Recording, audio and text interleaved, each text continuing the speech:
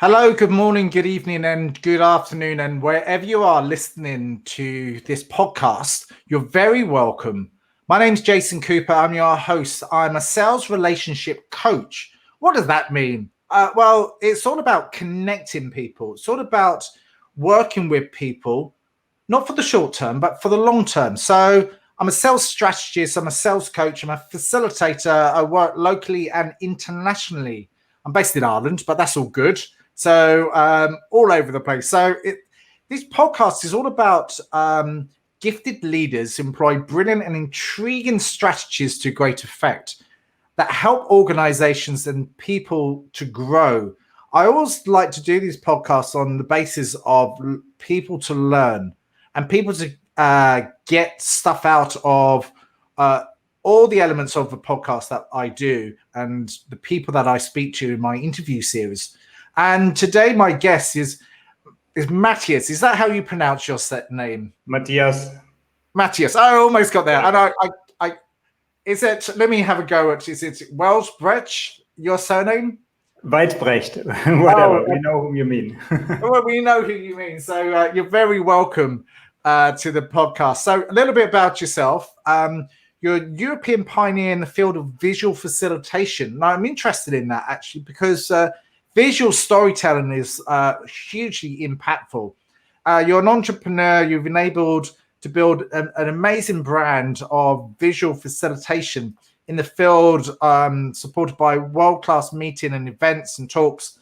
I've had a little bit of touch points. There's a guy that is, I know he's based in Germany, and he does this visualization based on meetings and stuff. So I'm interested in your take on this.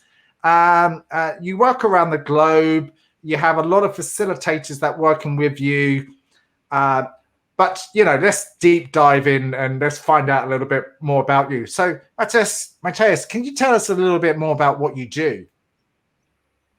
Yeah, basically, imagine there used to be these times when you could have a physical meeting in the room, yeah? Imagine I come in and imagine I'm the chief listening officer. So I listen and I filter the information that's in the room. I integrate all the perspectives and all the various, be it a loud voice or a tiny thing between the lines. And basically, I compile it according to a purpose that the meeting has, which I need to know, in order to create value. Let's say I create the opposite of PowerPoint. PowerPoint is only one way through. So you have slide 1, slide 2, slide 3. That's not how the world is, yeah? So I create the bigger picture, and thus the relationships between items or pieces of information or people or stakeholders, whatever. And I also create an overview. I also filter out anything maybe not essential, but focus on an essence, so I reduce complexity and thus create value for vision, strategy, projects, whatever. Yeah, so that's basically one of the things. And it can also be done online, of course, in various formats, be it a still, be it an animation, be it a live meeting facilitation, and so on. So that's in a very, one more thing. It's not about the visual or the artifact, yeah, of creating a visual or picture. No, it's about the process, and that is very much the differentiation from illustration or art. So, how did you get into this? What sort of gave you that eureka moment? Going, oh, this sounds really good. What made you? What sort of prompted you into that, or what led you up into what you're doing? Yeah, so I used to work as what's called an information architect. That's more or less a tech job. Of sorting the information, for example, that flow into a website or any kind of digital product or something like that. That's 20 years ago. And I love that sense-making aspect of it, but I really found it so techy, so far away from human beings and their potential. So that was my desire to work more with people and their potential. And the potential projects have. So from there, with the knowledge I had from that, I went into organizational development and then picked up the visual piece, which kind of came to me by, we all have did draw as a kid. It's all within us, it's built in. But I just picked it up again, and also had a mentor who said, you should do that, or you should make use of that, and then combined various things and basically tapped more into the human dimension than the tech dimension. Oh, that's interesting. It's good to find out the need and the purpose of what you're actually doing and how you got into the area. So how do people engage with your services? What actually happens? How do people buy into what you do? Because this is the Global Sales Leader podcast, and obviously you've been doing this for a number of years now, and you've been doing this really well. So how do people know what you do? And how do you sort of apply this into the facilitation model? Yeah, I mean, they find me usually, or our company, usually they find it online through Google or whatever search engine stuff, or through the global footprint we have as visual facilitators. But they usually come from the product side. They want a graphic recording or a meeting facilitation or an explanatory video. And I'm not letting that stand there. I'm always asking them what they really want, what their goals are, what their challenge and issues are. Yeah. Because, people don't buy a product. They buy the solution to their problems. So I'm reversing my communication. And if they come, I want this, I want a visual, I'm pushing that aside, and not boldly, but by asking some questions in a different direction and finding out what their issues are, and what giving them sleepless nights. And then I offer how I can help with that. And it might be this or might be that. And maybe sometimes it's something different than they initially thought it was, or what they're asking for. Mm-hmm. That sounds really a different sales approach here, yeah? Yeah. No, I'm interested in that, because obviously I know for facts that visualization is hugely powerful, because it impacts the brain. And once people can actually see because they're looking at the website, it looks like a mind map, and that's how people can retain information, and that's how you can use and utilize that when you visualize the whole impact by a mind map style of approach. I love the way that you've done that. So how can people make an impact by what you do?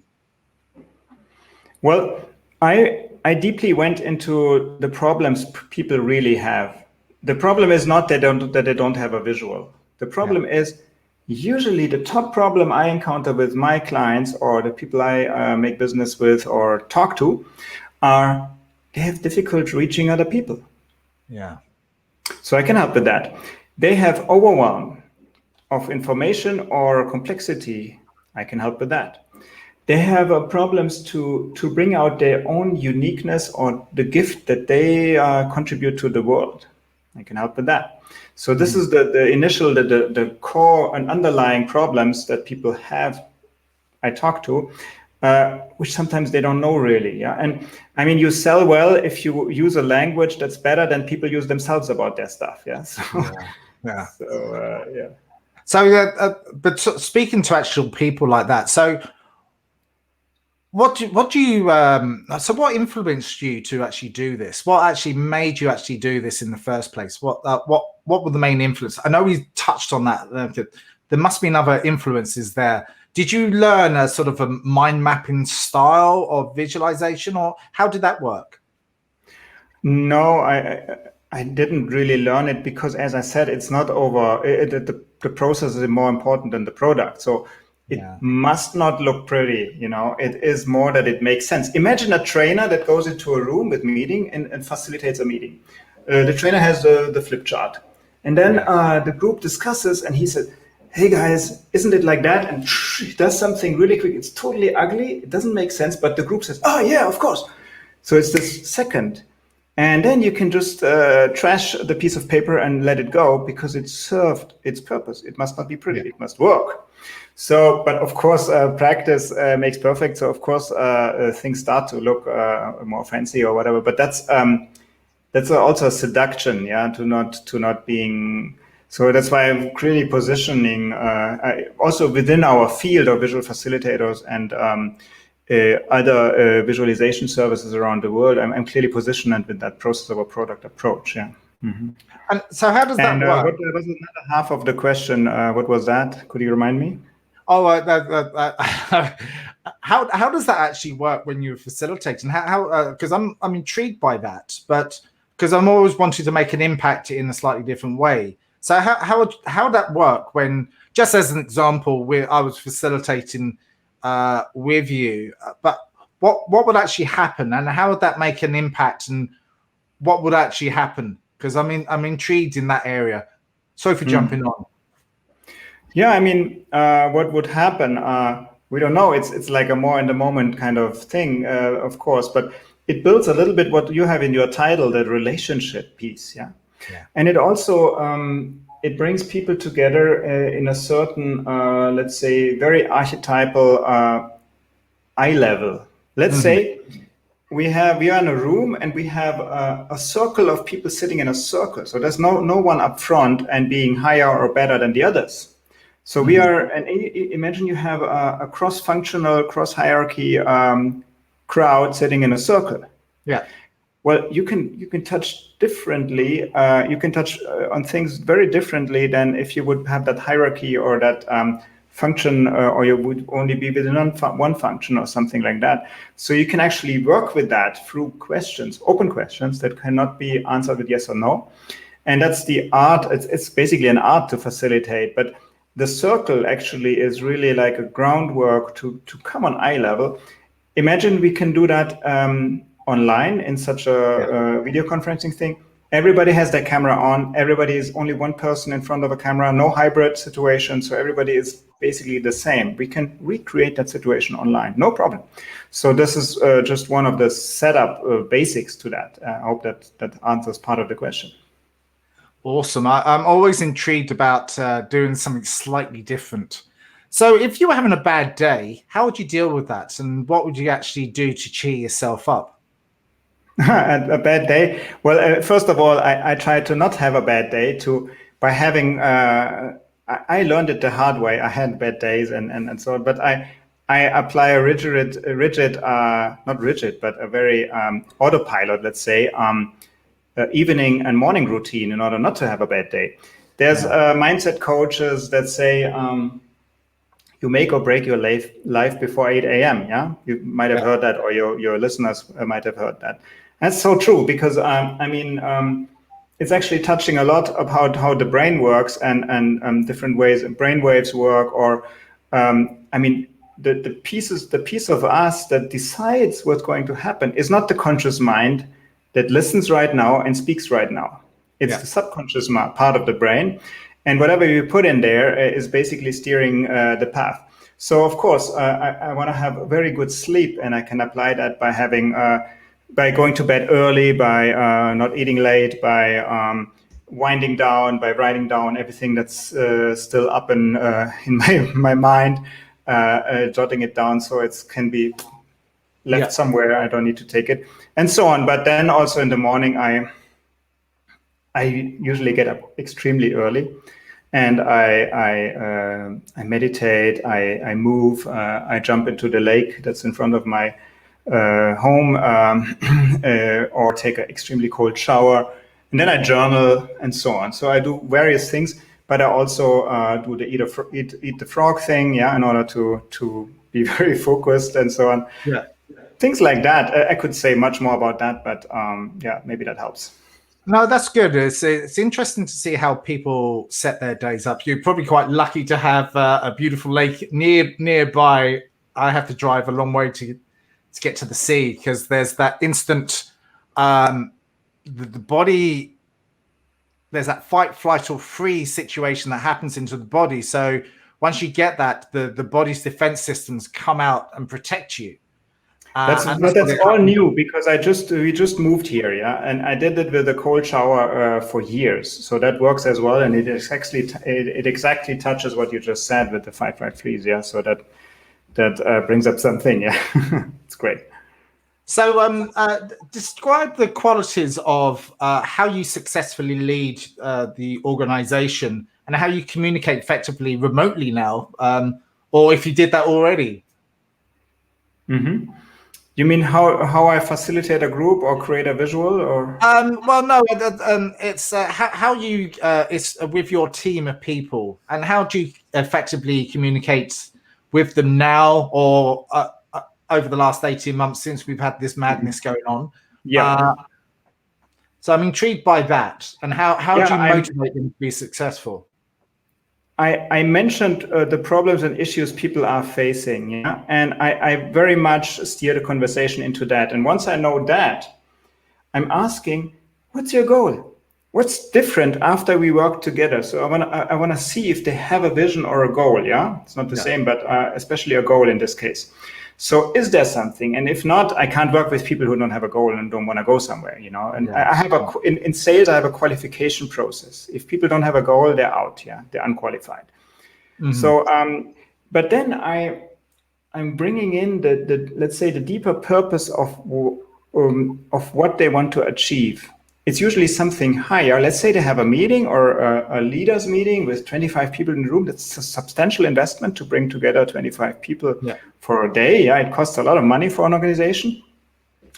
But so there's something different. There's a deeper, higher purpose. It's not just a meeting. It sounds like it's a meeting, but that's not that's the description. But that's not what it's about. So I want to know what it's about. And I'm very early in a client conversation, I'm asking that question. What's the deeper purpose of why you are doing this? And then following that, and I need to know, you know, imagine I have no clue. I have no briefing. I have no specs of what we do, but I know the purpose. I can serve, at least to some degree, because I know what this serves and so this can be my autopilot of is it right to write this down or sketch this or ask this question or not? So this is like a very much a basic thing that I ask. And also, as I said earlier, I ask what's different when we work together, or you had this meeting, or if it's a meeting, how are people walking out of this? How do they feel different? Yeah, things like that. Yeah. Yeah, because everything that we do is all feeling based. So how do you view success, and what does success actually mean to you? But what does it mean for your clients as well? Two of the same questions, really. Mm-hmm. Well, I'm personally looking at success as a realization of potential, and that's valid for me. I really love to step and embody the potential I came with. Well, it doesn't mean I know it initially. It also doesn't mean it's easy. It also doesn't mean it's something that is, as I said, an easy path. It means also to birth it in a way, to go through something. Yeah, no birth is painless. So there's always something involved of dealing with shadow, dealing with challenges, and so on. But that's basically success for me. Yeah, and. Well, I'm not touching success so much of meeting certain KPIs or having a reputation whatsoever or stuff like that. I just want to be myself, and in not only for my own sake and purpose, but also in relation to a larger whole. Mm-hmm. No, that makes sense. So if just suppose. For a second, what do you think are the good character traits in people in business? And this is the Global Sales Leader podcast. So what do you think of the really good character traits that make people successful in? Because we're all in sales. We're all in sales in one point or another, no matter what we do in life. I think everyone's a salesperson in some degree. So what do you think of the good character traits? Yeah, I think one of the most important ones would be to have a certain kind of awe or humbleness, as I just said, something larger, something more whole, yeah, that's always around us. Even if you're at the top, there's something larger than you.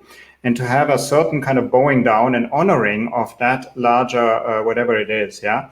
It may be even the community you're in, but it may even be the planet and where it's going, you know, I mean, whatever, or spiritual, whatever. But I think that's a very important one. And also to basically, how to say, to be able to rest in not knowing, because sometimes we don't know. So to run around and say, I figured it out, is not very helpful. And we've seen that in the past, since the shifting timelines last year. Yeah. So this is basically not so helpful to know it all, but to maybe observe and rest. And I think also another one would be, I'm not naming typical ones that you might hear from others here. I'm just realizing, but another one would be to give space, because everything we take in, every piece of information, every email, every word we hear, every sensation of one of our senses whatsoever, needs to be digested in a way, like food. So there's an integration, there's an taking in process, there's an integration process or not. It's like a wisdom of deciding, does it stay with me, or is it will it be let go again? So there's an elimination process also of pieces of information, and sensing and feeling and thoughts. Every thought has to be going through this metabolism process. And I think to give space, like stepping down, becoming slower, not saying necessarily being doing meditation or something, but also I'm just slow down and process stuff from time to time is very helpful and keeps you healthy as well. Yeah. So I think that's some, I could say more. No, I totally agree. And I think the biggest thing that we can all do is utilize and use our ears. And for all the audio listeners, and I'm just pointing out my ears, I think that's the biggest impact when we have meeting with other people, other leaders, especially in the sales organizations like ourselves, is to really understand and listen to what's being said and reposition ourselves in the right way. So based on that, so what would you sort of give yourself advice when you were a younger self person? What sort of advice would you give yourself when you're in your 20s and you're looking at growth, you're looking at this, that, and the other, but you don't want to influence yourself too much, but you want to steer yourself in the right direction? An advice I would have given to my younger self from today's position, you mean? Yeah. From I think I would have said something similar to what I just mentioned with this giving space, and I mean not being so fast and so on fire like we did in our 20s or something, but be more energy aware in a way of not burning too much fuel in the early years. And also to really have this humbleness and this view of every perspective. Every perspective is true and partial at the same time. So nothing's completely right and nothing's completely wrong. So the wealth of perspectives is something to see and embrace, and only that creates tomorrow's solutions. Yeah. So there's not one way through, but it needs many of us, many perspectives to make sense and create value and evolve, make us evolve. And if you were interviewing you, what sort of questions would you ask yourself? What's that? If I would interview myself? Yeah.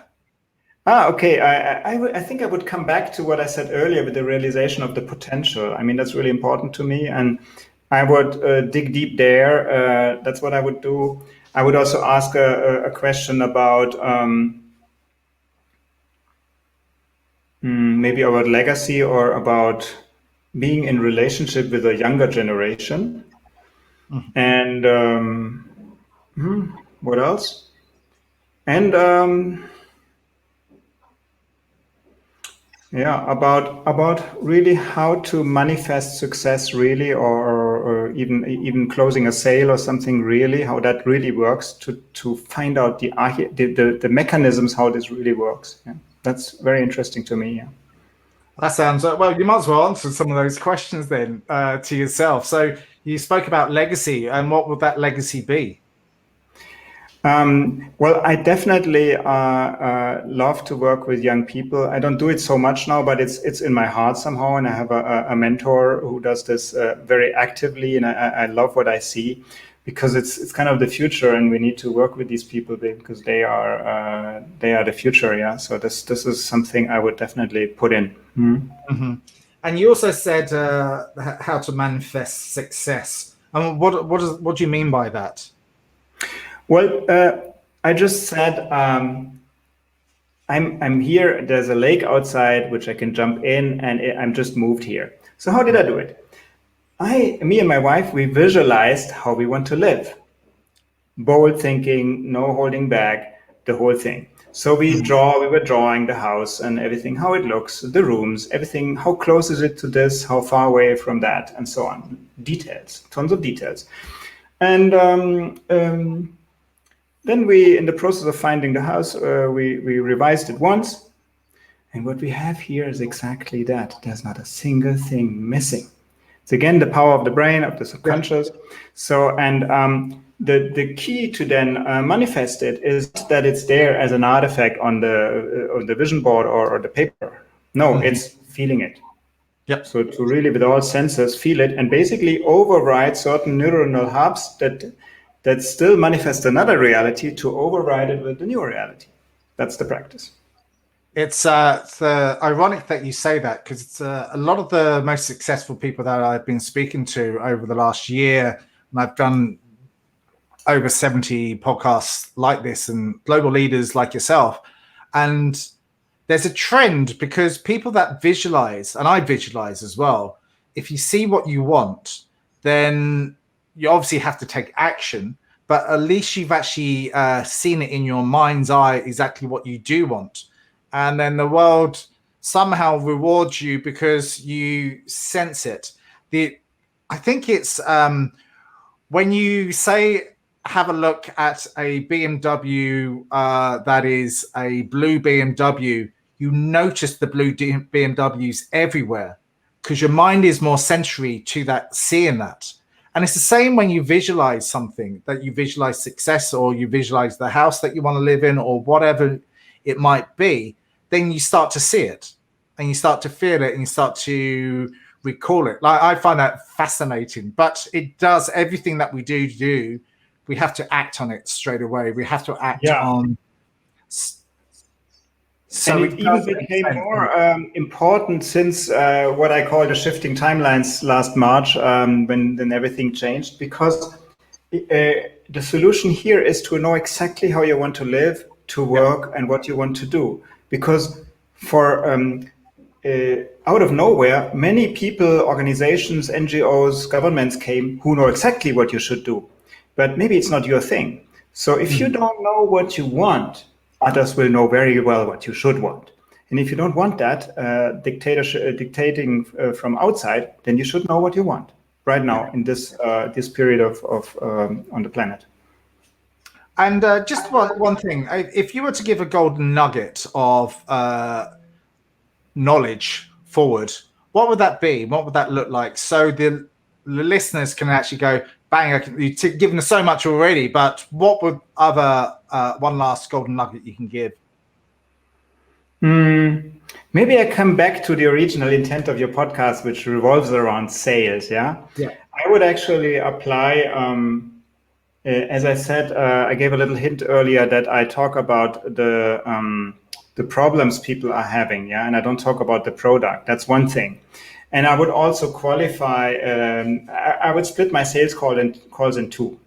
I would first qualify if I really want to work with them. I mentioned the example earlier. Do they have a goal? Yeah. And only then I continue talking. Otherwise, I waste a lot of time. And so to be really very well aware of this structure and this mindset and some other things that I said in order to make most effective use of your time and energy in the world. Yeah. Awesome. So how can people find out more about you and your company and your business? Yeah, we are on the web at visualfacilitators.com. We are on Twitter. We are on LinkedIn. I'm on LinkedIn. But, I don't do so much on social media because there are tons of other colleagues around there. And it revolves around, a lot of the discussion revolves around, we're drawing this nice thing and this is nice. But I want to be in touch and relationship with the clients. Yeah. So that mostly happens on LinkedIn, but the website is a good point to start, I would say. Yeah. Awesome. Look, really appreciate you coming on today, and you've given us some rich thoughts and some rich golden nuggets of knowledge and information. So I appreciate that today. So you've been listening to the Global Sales Leader podcast with your host, Jason Cooper. I'm a sales strategist, sales coach. Please check us out on LinkedIn when I post this. Please check us out on Spotify, iTunes, and we're also on YouTube as well. So you can catch me at jasoncooper.io or email me at jcooper@jasoncooper.io. Really appreciate that, and have a wonderful day.